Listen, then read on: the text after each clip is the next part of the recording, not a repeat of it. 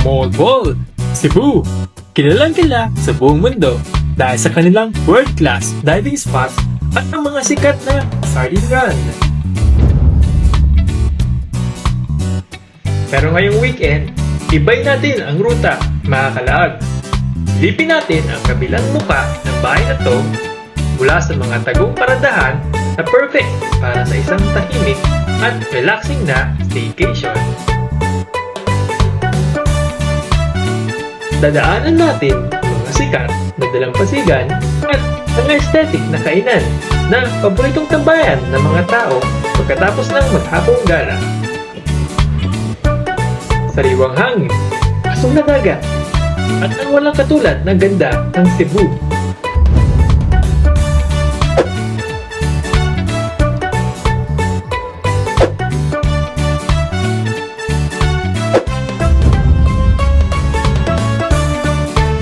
Kaya naman, kumulong na ang ating biyahe o kalaag sa mga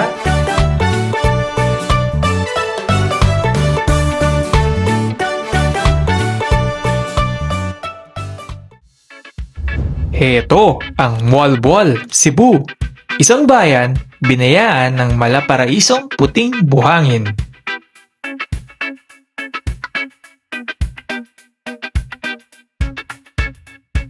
Mayamang karagatan.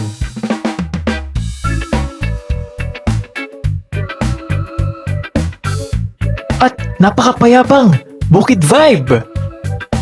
Pero dahil alam kong nagugutom na tayo sa biyahe, unahin muna natin ang paborito ng lahat, ang talamak na food tripan dito sa Panagsama.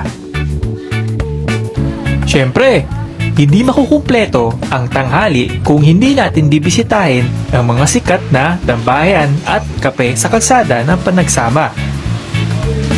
Unang hinto, dito sa Uhaw Cafe, at dahil gutom na, tikman natin to.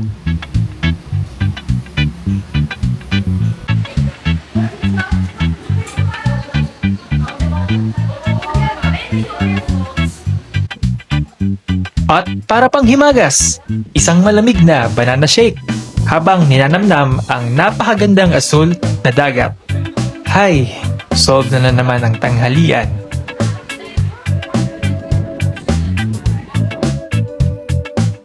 Matapos ang busog-lusog na tanghalian sa tabing dagat, mag-time jump muna tayo. Medyo nakakapaso na rin kasi ang init ng hapon, kaya dumiretso muna ako sa aking matutuluyan dito sa Mualboal, ang Green Acres Village. Isang napakapayapang staycation spot kung saan pwede kang munang humiga, magpahinga, at mag-recharge para sa susunod nating galaan.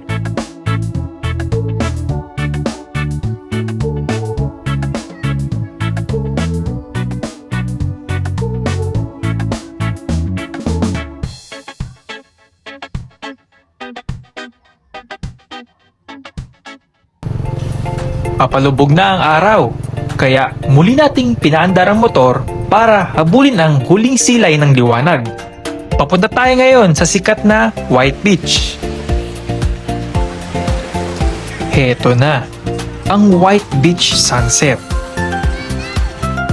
Sa mga sandaling ganito, masarap lang tumahimik, panoorin ang pagpapalit ng kulay ng langit, at damhin ang bawat hampas ng alon. Napakaganda mo, Mualboal.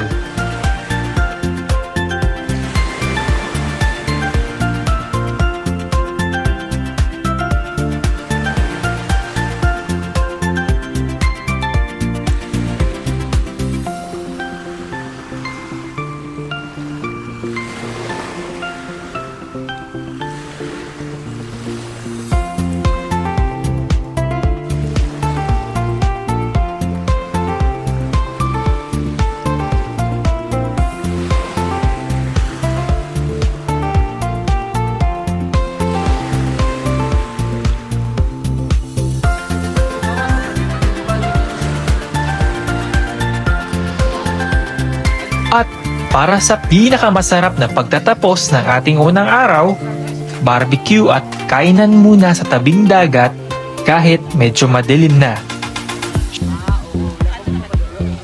Syempre, pero solid.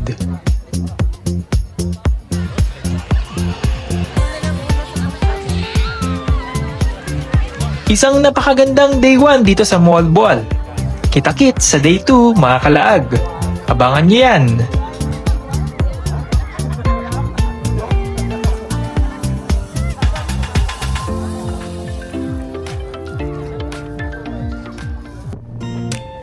Good morning mga kalaag. Panibagong araw, panibagong arangkada. Tirik na tirik ang araw ngayong araw, kaya naman muli nating pinaharurot ang ating motor.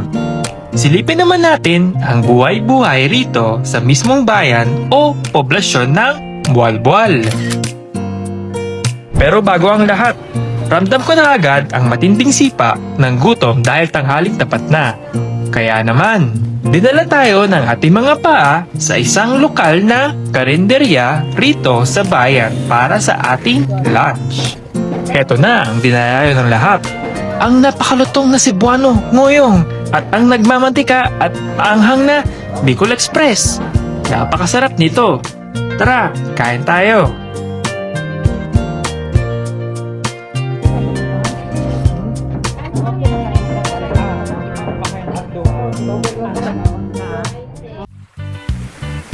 At matapos nating mabusog doon sa bayan, silipin nyo naman ang bagsik na sikat ng White Beach ngayong tanghaling tapat. Iba talaga ang ganda ng asul na dagat kapag tinatamaan ng sikat ng araw. Isang napakasolid na tanawin bago tayo dumiretso sa huling hinto ng ating biyahe.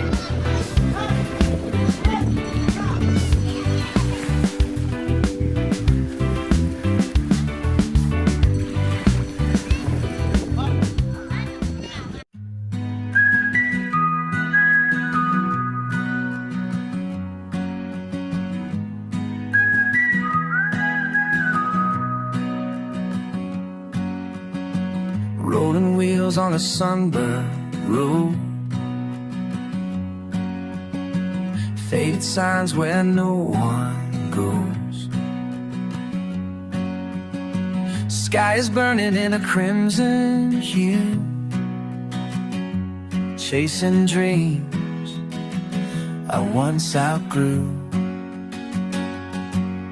The wind hums a song I used to know, calling me back where the wildflowers grow. Golden dust highway leading me home through the endless miles where the lost souls roam. Footsteps vanish, but the stories remain, carved in the dust, washed by the rain.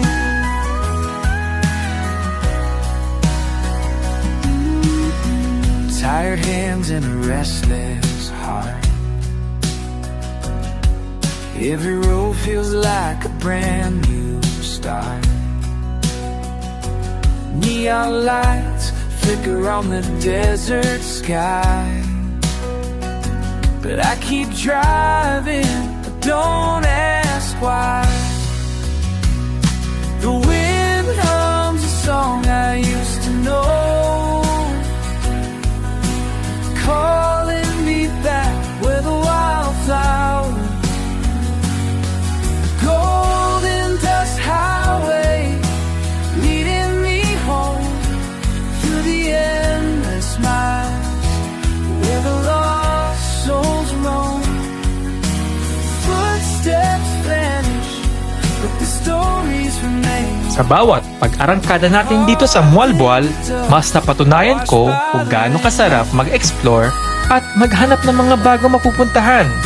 Mula sa naging base camp natin dito sa Green Acres, hanggang sa mga kalsadang binaybay natin gamit ang motor, bawat sulok dito may dalang kakaibang solid na karanasan. Kahit terik ang araw o abutin ka man ng dapit hapon sa tabing dagat, walang tapon ang tanawin. Swabing-swabe ang relaxation. Isang pangkalatang biyahe na punong-puno ng katawan sa daan at ang mga lantarang ganda ng kalikasan. At syempre, hindi mawawala sa listahan ang masarap na barbecue sa gabi para bawi ang pagod sa buong biyahe. Solid ang mualbual. Dala-dala natin ang ganda ng lugar na ito papunta sa susunod nating stop. Maraming salamat sa pagsama sa akin sa biyaheng ito. Isang napakasolid na weekend adventure dito sa Cebu. Kaya naman mga kalaag, abangan nyo ang mga susunod pa nating suroy at laag. Huwag nyo rin kalimutan mag-like, comment at mag-subscribe sa Laag ni Jerry PH. Ako muna ang inyong bihero, si Jerry. Kita-kit sa susunod nating paglaag.